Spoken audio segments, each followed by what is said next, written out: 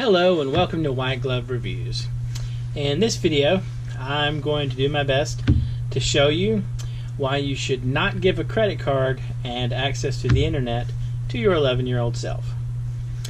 In this video, I'm going to take a look at the Case Hobo knife. And that's Hobo knife. Hobo as in H-O-B-O. H-O-B-O as in hobo. The guys that jumped on the trains and rode around and that kind of thing.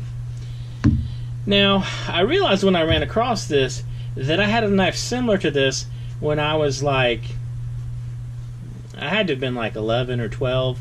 This was like Cub Scouts, Webelos time. I wasn't a Boy Scout yet, I'm sure of that. But at the time, I got one of those $10 Kmart knives. It was the giant knife that had the knife and the fork and the spoon that stuck out the side and was just all in the way, and they were cheap and terrible, and the steel was bad. And I distinctly remember that that particular knife did not survive the first camping trip. So what the 11-year-old with a credit card and access to the internet did was he decided he wanted to check out a good one of these. And this is the Case. It's the 6354 HB stainless steel. And this has the Case knives. They're kind of what I think of as like the grandfather knives. They're like the two-blade folders, that kind of thing. Anyway, I'll show you. This is the knife. And this knife is a little bigger than I was expecting, but it makes a lot of sense once I got it. Now, closed, it's just a little teeny bit over 4 inches, and we'll check the blade length when I open it up. Now, the cool thing about this Hobo knife is it's designed as an eating utensil. It has a spoon, and it has a fork, which I know from past experience I'm going to cheat a little bit to get out because it's tough to get with gloves on. And it also has a knife blade. The neat thing about this is it comes apart. You basically pop it off. You pop off the fork. I think you pop off the fork. This worked earlier. What are you doing to me, fork? I pop off the spoon. There we go.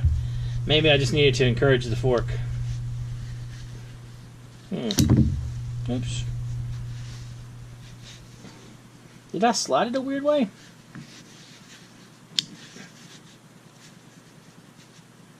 Why are you upset with me, Mr. Fork? Oh, there we go. I must have just slid it weirdly. Anyway, you have the fork, and you have the spoon, and you have a knife. And this is a pretty common blade you'd expect to see on one of these Case knives. Now the blade length itself is about 3 inches, in that range. So you're looking at maybe like a little bit over 7 inches open. And the thing about these is it's a pocket utensil. Now, if you've watched any of my other videos related to pocket knives and that kind of thing, you know my love of bottle openers. Everything made of metal that you're going to carry in your pocket has to have a bottle opener. When I saw the description of this knife, I was super excited. It said bottle opener and cap lifter. Now, I looked at these pretty closely, and I suspect they just felt bad saying this knife has 2 bottle openers. I don't know for sure, but it just kind of felt like that to me. I can't really tell a difference. And technically a cap lifter is a bottle opener anyway, so I don't know. But this knife is like the grown-up quality version of the Kmart knife I destroyed on that camping trip. And the blade is made of the Case, hold on, I have this. I made note of this. The Case True Sharp Surgical Steel, and I did some looking around to try and figure out how good the steel was, and it's not bad steel. It's steel that's good for what this steel is good for. I'll include a link in the description where you can find the knife, and I'll also include a link in the description with a discussion discussing the True Steel, the True Sharp steel, and what it's good for, like what it's best for, that kind of thing. I think people like it. Some people don't like it. It's pretty much the reaction you get on the internet. Some people really love it. Some people hate it. Some people are just like, it's a knife. So you have a range of things. Now, this is pretty sharp. Let me grab a piece of Post-it note and I will give it a shot. So, I mean, it does a pretty good job cutting paper, which, you know, every knife absolutely needs to do. And it's not, I mean, it's a sharp knife. I don't know if I would use this knife for whittling, that kind of thing, but it definitely would work for, say, cutting up a meal. Now, one thing that I was kind of, when I started playing with this, one thing that I kind of thought would have been neat to have available is if you had like an extra scale. So you could put a scale here, you could put a scale here, and you could just, you know, put scales on this to have sort of a more fancy kind of dinner set to go with it.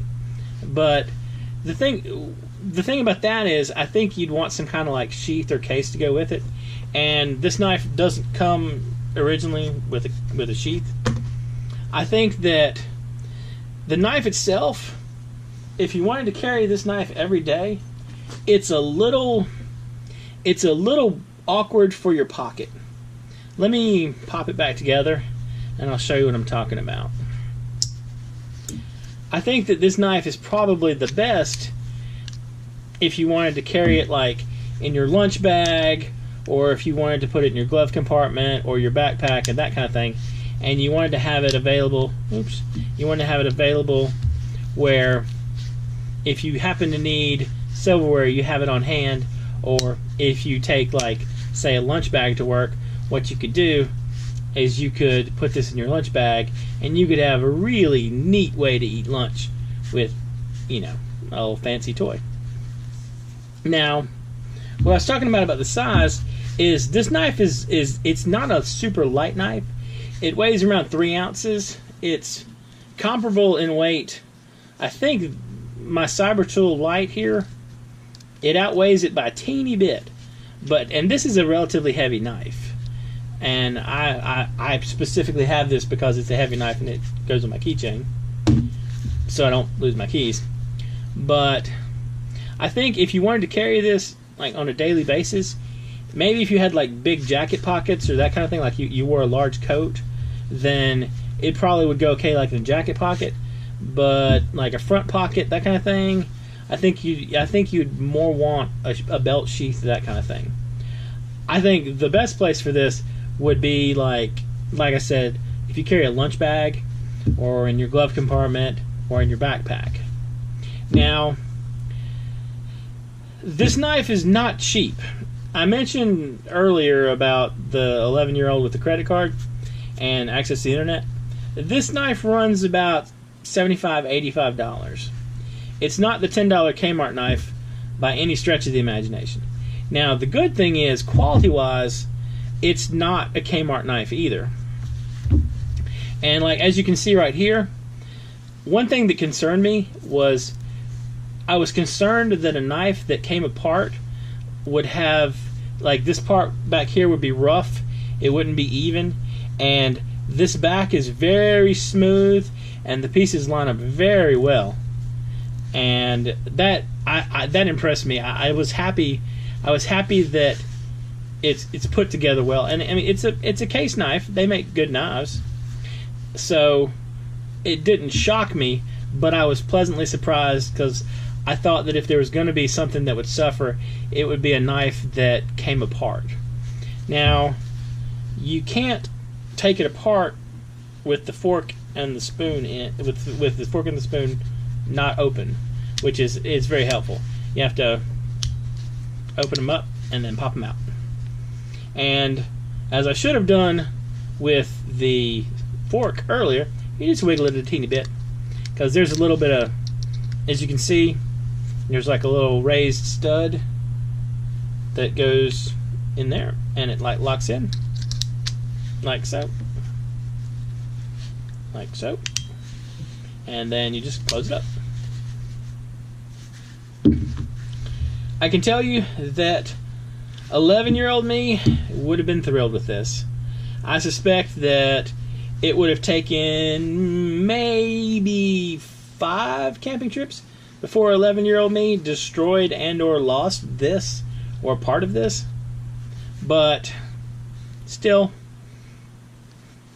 adult me is kind of happy to have it. I gotta figure out where I'm gonna put it. I think I'm gonna maybe add this to my bag. I like this. It's a neat knife. I mean, I looked around at some reviews and some people talking about this, and there were people who carried this as their everyday carry knife, and I think it's doable. I mean, it's a knife. It's not like holding it in your hand without taking out the spoon and the knife, the spoon and the fork. I mean, it's pretty solid in your hand. The spoon is very, very snug. There's not a lot of space between the spoon and the scale here. So I mean, it's not like the old Kmart one I had where the spoon was this giant thing that stuck out like this. So it's much more sleek and put together. Anyway, if you have one of these knives or a knife similar to this and you like it or hate it, or if there's something that I missed that I should talk about related to this knife, please leave a comment down below. If you're interested in this knife or some information about this knife, I'll include a link to the knife on Amazon. At the making of this video, that was the cheapest place I saw for this particular version.